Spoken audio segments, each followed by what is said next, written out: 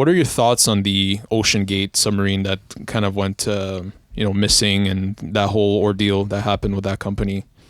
So I've only done some study on that. I haven't dug too much into it. I do know that the original carbon fiber design, that they had actually put bolts into it, which compromised the integrity of the overall hull of the submarine. And I think it was just a perfect example of extreme hubris, in the sense that there were the arrogance of the individuals to think that they could play in a space with that much danger and ignore the fact the individuals that they had initially that were advising them were extremely knowledgeable in that space, and they removed them from the input process.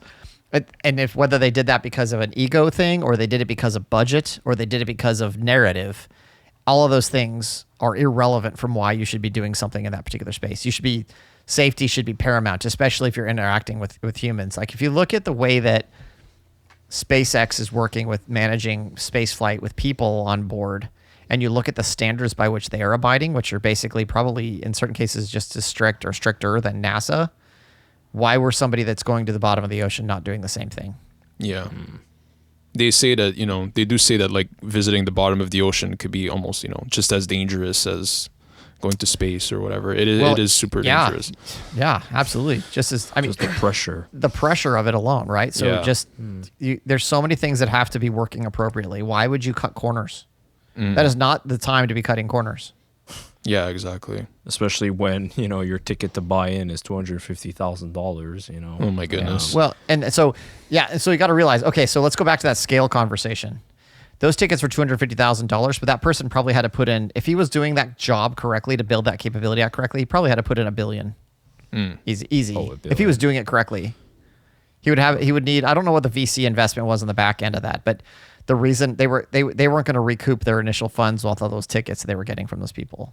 That was a low end for what they were actually paying. Like, you could sit there and say, yeah, once they tried to scale that out and make it bigger, then it's fine. But those people were literally guinea pigs as part of a proof of concept. And then they died because of it. Yeah. Absolutely. Unfortunately. If you look at the way that it was designed, the size of it, how they had to sit in there, the actual experience they were gaining, it wasn't worth it. You were looking through this little tiny porthole, if that, or through a camera. That's literally the same as watching that environment through a remote operating vehicle or an ROV on a tether. It's the same thing. There was no point in doing it the way they did it. Yeah. And I heard, like, to control the ship, it was like a Logitech controller. Video game controller, which was it was a terrible controller. Cost like less than $100. Like, why would you? That is so Why wild, would you cut corners on that? You're trying to make it easy, but you're okay. So here are the things that you don't do in technology at once. First of all, you don't develop the initial capability at once.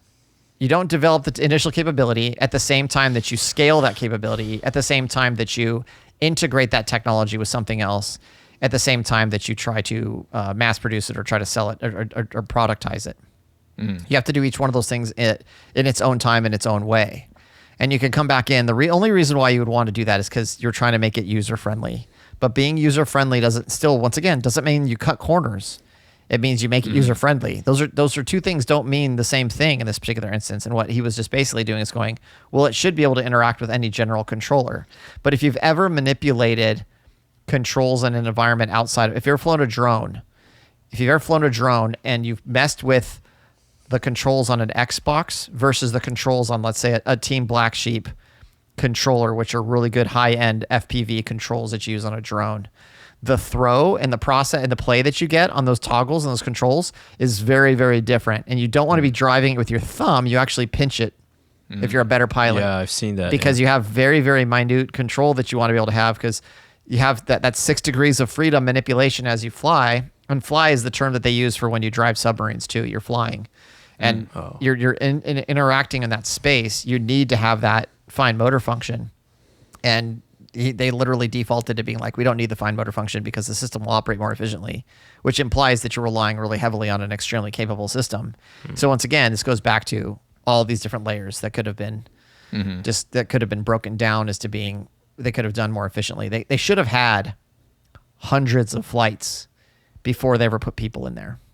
Yeah. And I'm not saying that they should have had it in simulation. They should have had a digital twin that operates the exact same way, that compensates and identifies all the different ways in which you've done it. They should have had a synthetic environment that totally manipulates the physics associated with it. Yes. And then this is how any company does these things nowadays, if they're doing it correctly.